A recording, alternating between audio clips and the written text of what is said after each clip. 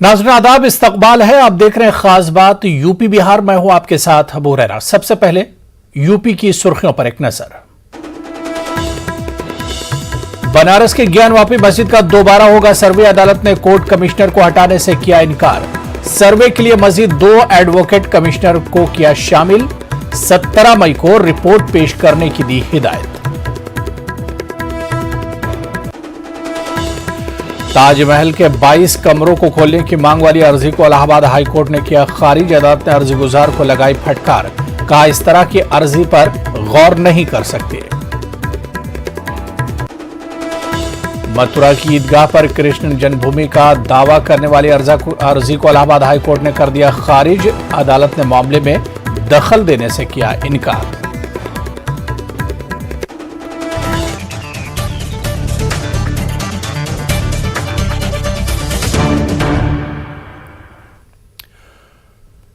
बनारस की ज्ञानवापी मस्जिद के सर्वे मामले पर आज मकामी अदालत का फैसला आया। कोर्ट ने 17 मई को सर्वे रिपोर्ट पेश करने का हुक्म दिया है। अदालत ने कोर्ट कमिश्नर को बरकरार रखा है, जबकि 2 मजीद एडवोकेट कमिश्नर भी मुकर्रर किए हैं। ज्ञानवापी मस्जिद के सर्वे का रास्ता साफ। कोर्ट का फैसला, 17 मई से पहले सर्वे रिपोर्ट पेश करने का हुक्म। कोर्ट कमिश्नर को रखा गया बरकरार।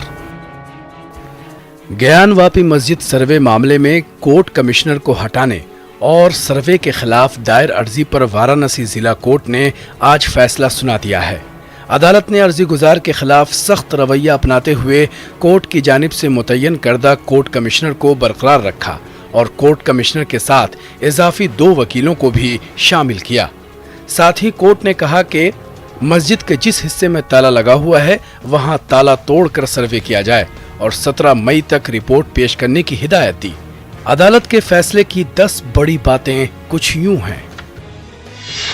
वाराणसी कोर्ट ने एडवोकेट कमिश्नर अजय कुमार मिश्रा को हटाने से इनकार कर दिया। अदालत ने सर्वे के लिए एक और कमिश्नर विशाल कुमार सिंह को मुकर्रर किया है। इसके अलावा अजय सिंह को असिस्टेंट कमिश्नर मुकर्रर किया गया है। अदालत ने अपने हुक्म में कहा है कि पूरे ज्ञानवापी मस्जिद कॉम्प्लेक्स का सर्वे किया जाए, जिसमें तहखाना भी शामिल है। इस दौरान वीडियोग्राफी भी की जाएगी। अदालत ने उत्तर प्रदेश हुकूमत और इंतजामिया को हुक्म दिया है कि इस कार्रवाई को मुकम्मल कराया जाए। इसमें मुदाखलत करने वालों के खिलाफ कार्रवाई की जाए।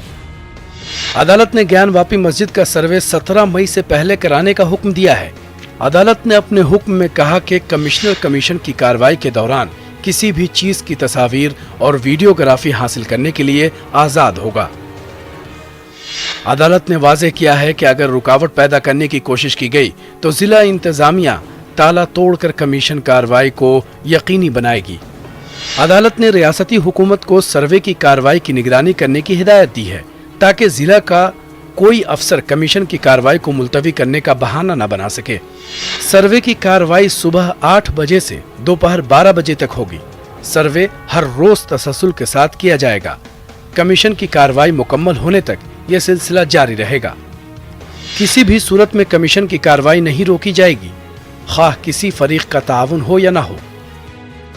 वाज़ेह रहे कि ज्ञानवापी मस्जिद केस में मुस्लिम फरीक ने सर्वे कमिश्नर को हटाने का मुतालबा किया था और कहा था कि मुस्लिम फरीक को कमिश्नर पर भरोसा नहीं है। Bureau report, news 18 Urdu. Taj Mahal के 22 कमरों को खुलवाने वाली अर्जी को इलाहाबाद हाईकोर्ट ने खारिज कर दिया। अदालत ने कहा है कि हम ऐसी अर्जी पर गौर नहीं कर सकते। ये रिपोर्ट देखिए।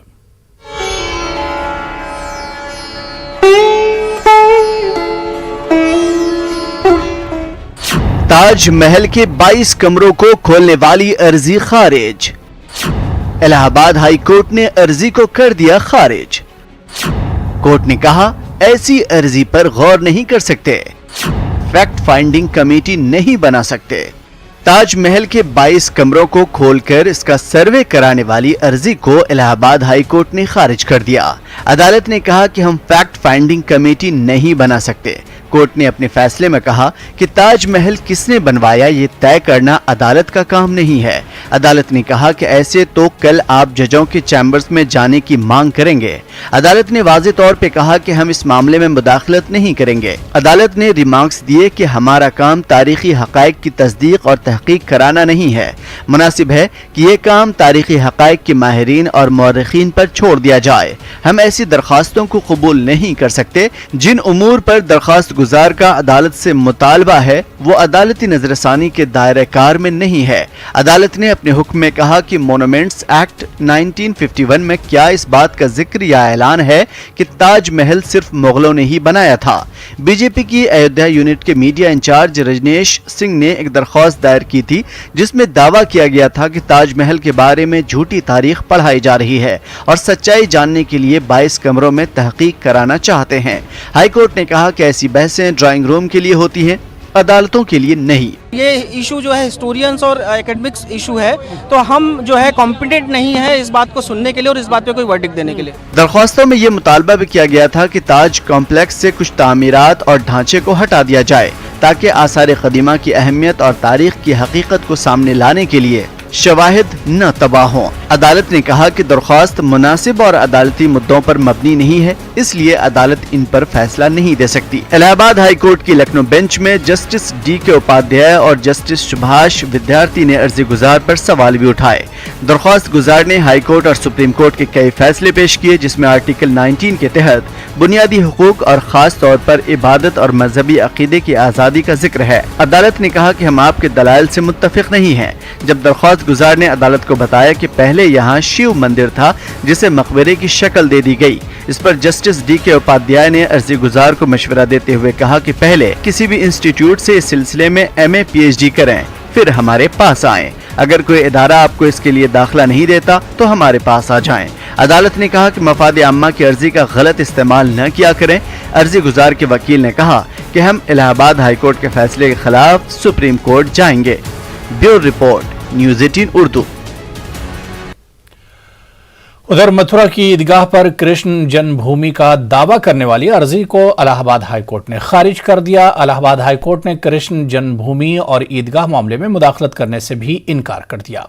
हाईकोर्ट ने मथुरा की जिला अदालत को हुक्म दिया है कि इस मामले से मुतालिक तमाम मुकदमात का तस्फिया 4 माह के अंदर कर दिया जाए। मथुरा के मनीष यादव की तरफ से दाखिल अर्जी में सुन्नी सेंट्रल वक्फ बोर्ड को फरीक बनाया गया है। अर्जी गुजार ने अदालत से दरख्वास्त की थी कि मथुरा की ईदगाह और कृष्ण जन्मभूमि के तनाजे को लेकर हिंदू और मुसलमानों के दरमियान 1967 में होने वाले समझौते को मनसूख कर दिया जाए।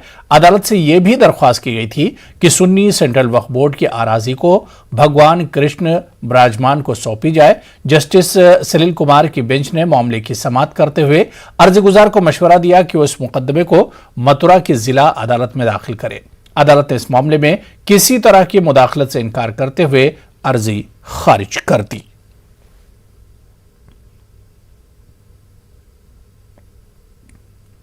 कानपुर में उत्तर प्रदेश के मुंतजमीन की अंजुमन मदारिसुल अरबिया के साथ पटकापुर में एक मीटिंग का इनेकाद किया गया जिसमें कानपुर शहर के इमदाद याफ्ता मदारिस के साथ निजी मदारिस के मुंतजमीन और जिम्मेदारों ने भी शिरकत की।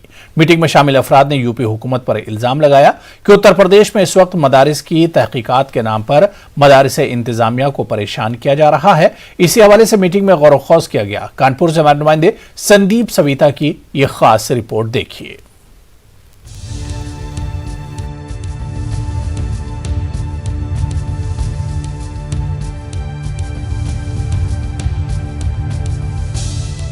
मदारिस के मसाइल और मदारिस के तय हुकूमत के रवैये पर आज कानपुर में एक मीटिंग हुई। इस मीटिंग में मदारिस को नजरअंदाज करने और इंतजामिया पर हुकूमत के दबाव को लेकर बातचीत हुई। इस मीटिंग में सैकड़ों की तादाद में मदारिस को नजरअंदाज करने और हुकूमत के दबाव पर गौर किया गया। ज्यादातर मुंतजमीन और मदारिस के जिम्मेदारान का कहना है कि गुज़िश्ता चंद बरसों से मदारिस के मसाइल में इजाफा हुआ है। सबने अपने अपनी नज़रिए और अपनी अपनी राय पेश करी और अपने अपने मसाइल भी पेश किए, तो उन मसाइल पर गौर खौज भी किया गया और उन मसाइल को सुना गया। इंशाअल्लाह ताला इसके लिए जल्द ही कोई एक लाए अमल तैयार करके उनकी समस्याओं का हल निकालने की कोशिश करेंगे। काटमपुर का मदरसा इस्लामिया का मसला था, उसके मुंतजमीन यहाँ मौजूद थे उन्होंने अपनी पूरी बात रखी है, उन्होंने अपनी पूरी बात बताई है कि वो ज़मीन का हिस्सा मदरसे को हासिल हुआ था और जब से आज तक लेकर कोई विवाद नहीं रहा है, कोई मसला नहीं रहा है। इधर अचानक से ये पता नहीं ये सब ये क्या हो गया और किन लोगों की साजिशें इसके पीछे कारफरमा है। कानपुर की मैनेजर एसोसिएशन की इस मीटिंग में ये भी फैसला किया गया कि मदारिस के लोगों को इकट्ठा होकर एक कमेटी बनाने की जरूरत है कि जब किसी भी मदरसे पर किसी किस्म का दबाव डाला जाए तो मिलकर इसका जवाब दिया जाए।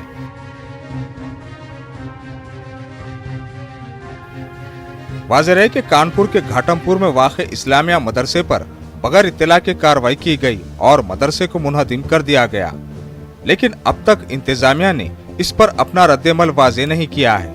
जबकि इस मामले पर जिला अफसर का कहना है कि जल्द ही मदारिस के समाजी बहबूद के महकमे की एक टीम तहकीकात के लिए भेजी जाएगी। अरे इस्लामिया घाटमपुर को गिरा दिया, किस कानून के तहत गिरा दिया? कोई सबूत है उनके पास कि गलत बनी है, कैसे बनी है, कैसे इंक्रोचमेंट है या कब्जा हुआ है जमीन पर?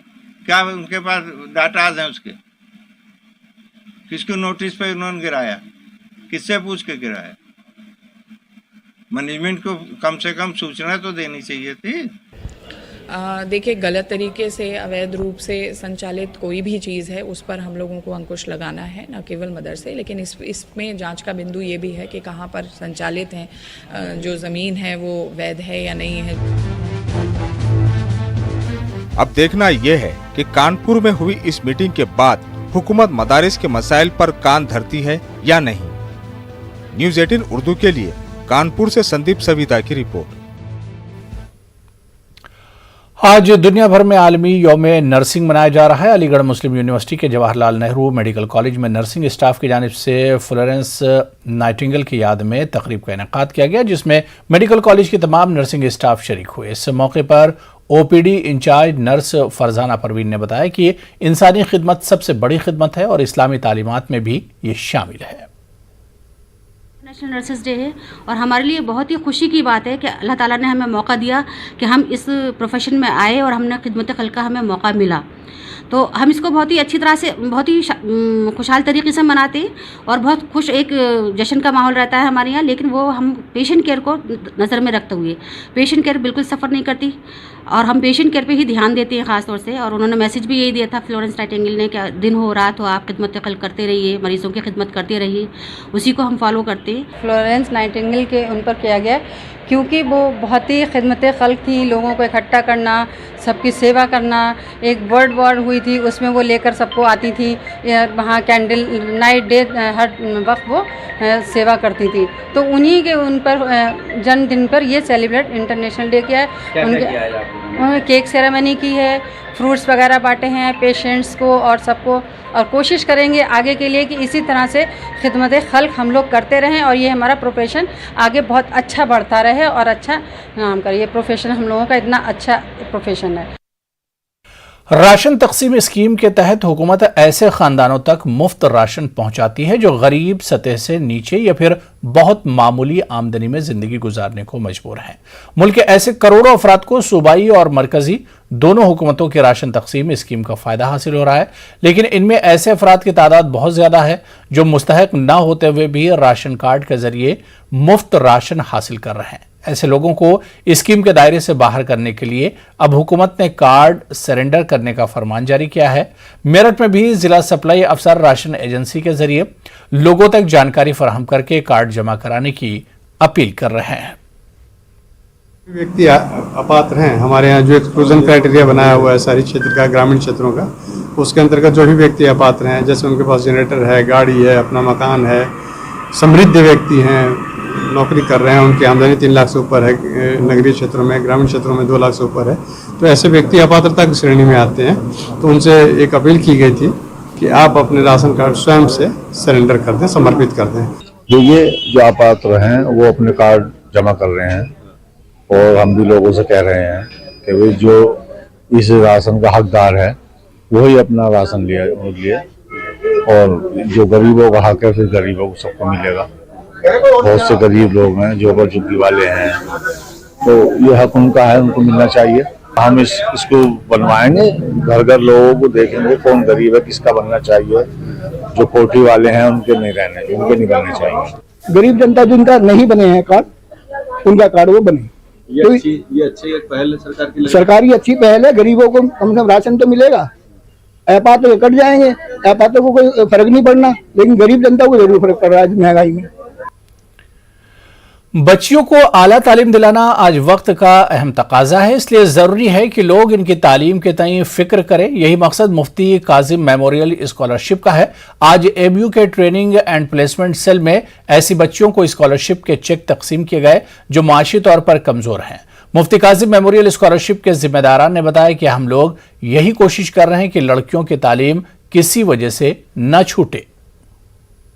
Training and placement office general ने ये एक स्कॉलरशिप डिस्ट्रीब्यूशन सेरेमनी ऑर्गेनाइज करी है जिसका नाम है मुफ्ती काजिम मेमोरियल स्कॉलरशिप, जो एक सीनियर अलमनाई हमारी यूनिवर्सिटी के उनकी फैमिली ने स्पॉन्सर किया है। इसका मकसद ये है कि हमारी यूनिवर्सिटी में जो बच्ची पढ़ती हैं, पढ़ाई में अच्छी हैं, लेकिन वो थोड़ा हम्बल बैकग्राउंड से बिलोंग करती हैं और ज़राए उनके पास बहुत ज़्यादा नहीं है आगे पढ़ाई करने के, तो उनको हम लोग आइडेंटिफाई करते हैं एक प्रोसीजर के ज़रिए। बाकी इंटरव्यूज़ उनके होते हैं और यूनिवर्सिटी लेवल पर टेलेंट सर्च होता है और उनको फिर हम लोग उनकी पूरी ट्यूशन फीस वगैरह सब स्पॉन्सर करते हैं ताकि पैसे फीस की वजह से उनकी पढ़ाई ना रुके। मोहम्मद काजिम मेमोरियल स्कॉलरशिप का प्रोग्राम शुरू किया था, काफ़ी टाइम पहले से कर रहे थे, लेकिन अब हम जरा और उसको ऑर्गेनाइज तरीके से कर रहे हैं कि बच्चों को जो इस काबिल हैं और अच्छे मार्क्स लेकर आते हैं, उनके पास कुछ ज़राए कम हैं, तो उनको हेल्प करने के लिए और उनकी फैमिली को थोड़ा इनकरेज करने के लिए कि ये लोग अच्छी पढ़ाई में रहें और अपने आप पैरों पर खड़े हो सकें।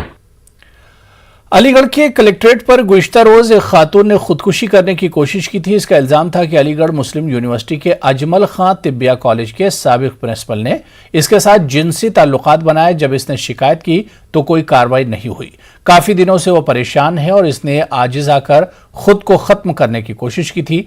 अलीगढ़ के सर्किल ऑफिसर शिव ताब पांडे ने बताया कि एक खातून कलेक्ट्रेट अहाते में खुद को नुकसान पहुंचाने की कोशिश की, जिसको हिरासत में ले लिया गया। इसके जरिए तहरीर शिकायत दी गई है जिसमें एमयू के एक रिटायर्ड मुलाजिम पर जिनसी ताल्लुकात बनाने का इल्जाम लगाया गया है। इस मामले में मुतल्लिका शख्स के खिलाफ मुकदमा दर्ज किया गया है।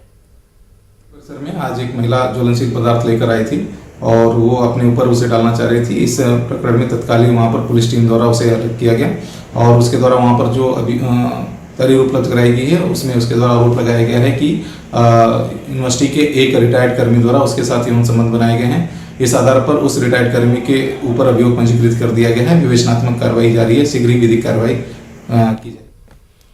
गाजियाबाद में कारवाने गजल का प्रोग्राम मुनक्किद हुआ। मरहूम शायर आरिफ मीर की याद में इस प्रोग्राम का इनेकाद किया गया। गुज़िश्ता 22 बरसों से इस प्रोग्राम का इनेकाद होता आ रहा है। कोरोना की वजह से गुज़िश्ता 2 सालों से यह प्रोग्राम मुनक्किद नहीं हो पा रहा था। इस प्रोग्राम में मारूफ शायर डॉक्टर शकील जमाली ने भी शिरकत की। डॉक्टर शकील जमाली को उर्दू अकेडमी की तरफ से हाल ही में एजाज से नवाजा गया है। इस प्रोग्राम में शोरा ने अपने उम्दा कलाम सुनाकर सामान्य को महसूस किया। शोरा ने उर्दू जबान की मिठास का जिक्र किया, साथ ही कहा कि हिंदी और उर्दू एक ही हैं और दोनों कभी भी अलग नहीं हैं। एक कवि, एक शायर अपने समाज की में होने वाली जो घटनाएं हैं, जो हादसात हैं, जो सानेहात हैं, उनका एक बड़ा सच्चा गवाह भी है। क्योंकि जो देखता है, जो अनुभव करता है, जो महसूस करता है, वही अपनी गजल की कविता के माध्यम से आप तक पहुंचा। मुझे लगता है कि जब से मैंने उर्दू शायरी शुरू करी है और जब से मैंने उर्दू सुनी है, जब मैं बहुत छोटी थी, बचपन में उर्दू सुनती थी, मुझे नहीं आती थी, उस वक्त भी मुझे लगता था कि जब भी मैं सुनती थी तो कानों में चाशनी से घुल जाती थी। तो कहीं ना कहीं वो जो बचपन का प्यार है, हमारे घर में कोई भी उर्दू नहीं बोलता था, लेकिन मैंने वो सीखी बाकायदा और मैंने उसमें शायरी भी करनी शुरू करी। तो मुझे लगता है कि एक शेर है मनीष शुक्ला साहब का कि बात करने का हंसी तौर तरीका सीखा, हमने उर्दू के बहाने से सलीका सीखा। नहीं, ऐसा नहीं है कि गज़लें कम सीख रहे हैं, बल्कि गज़ल का सफ़र तो बहुत आगे बढ़ गया है। उर्दू भले ही कम सीख रहे हैं वो लोग, लेकिन गज़ल जो है वो खासी आगे जा रही है। और इस वक्त सिर्फ उर्दू में गज़ल नहीं कही जाती, हिंदी में गज़ल कही जाती है, अंग्रेजी में गज़ल कही जाती है। एक वजह तो ये है कि जो हमारी बज़्म कारवाने गज़ल, उसके जो फाउंडर प्रेसिडेंट थे, उनका नाम मरहूम आरिफ मीर था। आज उनकी यौम पैदाइश बर्थडे है, तो उनको याद करने का एक बहाना था। और दूसरी बात खुशी की ये थी कि शकील जमाली साहब जो बहुत बड़े शायर हैं, उनको उर्दू अकादमी दिल्ली से अवार्ड मिला है। मेरा निदा फाजली साहब का एक शेर है कि बच्चों के छोटे हाथों को चांद सितारे छूने दो, 4 किताबें पढ़कर वो भी हम जैसे हो जाएंगे। तो जहां पहुंचते हैं वैसा ही रोल अदा कर देते हैं और बराबर हर तरफ मसरूफ रहती हूँ, बहुत सी चीजें करती रहती हूँ। चलिए यहाँ पर रुकेंगे फिलहाल छोटे से ब्रेक के लिए।